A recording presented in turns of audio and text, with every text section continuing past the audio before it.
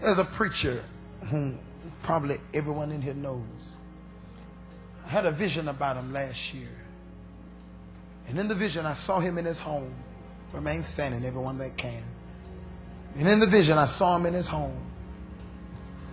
And in his home, I saw him smoking a cigarette. And I saw two homosexual guys on his right and on his left. And I left the vision. In the vision, I'm still in the vision, but I left the house and went to the service. He was preaching, and people was going crazy. I mean, like they was hanging all on the roof and ceiling and going crazy because he was preaching so wonderful. But then I went back in the vision and saw him leave the church and go back to the house with a boy on the left, boy on the left, smoking a cigarette. Came out the vision, said, Lord, what is this? He said, this is the spirit of perversion that has crept into his life. He said, I've heeded him and gave him warnings, but he refused to listen. He said, now what I shall do is I shall take the anointing off of him and place it upon another. Well, I seen the preacher, and he was preaching, and folk was still getting delivered. Now God told me he'd taken the anointing off of him, but I seen him preaching. Folk got delivered. I didn't understand that. And the Lord spoke to me. I was sitting in that room. Now I saw folk going crazy, but I'm sitting in the service and I'm crying.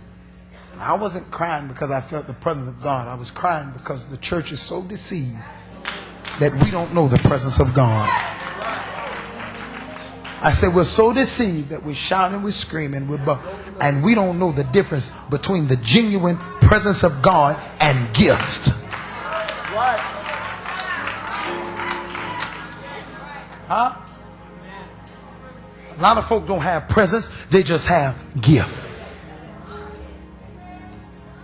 I have a gift. I can minister to you. I can call out your name. I'm seeing today.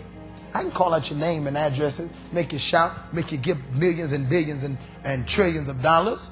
I know what to say. I know how much money is in your account. Do you know the same God that tell me your name and your addresses and your phone number will tell me whether you sitting on your money, tell me how much money you sitting on? Don't you know you can't hide that stuff from me? But I'm concerned about your inner man. See, until you get this inner man right, you can't get this flesh right. We have a good way of dressing up everything on the outside, but being evil on the inside.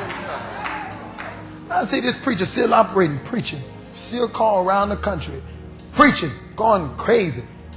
The Lord spoke to me. He said, son, remember I told you, I'm the only boss that will fire you and let you keep working.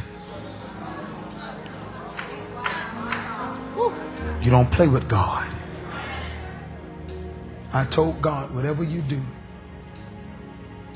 don't let me be fired and I don't even know it. Pray every morning is, God, please don't let me just come to church and preach and I'm prophesying and folk being delivered and I die and go to hell. God, if there's anything in my life, get it out of me now. Saul was king for 40 years. He was only anointed for 2 years. Wow. That means for 38 years, God left him in position, but the presence of God had left him. You think you're all right because you're still singing the choir, still preaching behind the pulpit, still ushering. You think you don't even know that God done stripped you.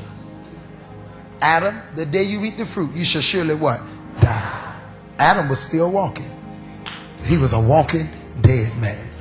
God spoke to me. He said, son, I got so many ways of killing you and letting your flesh stay alive. Lift your hand and say, Lord, don't do it to me. Say it again, Lord, don't do it to me.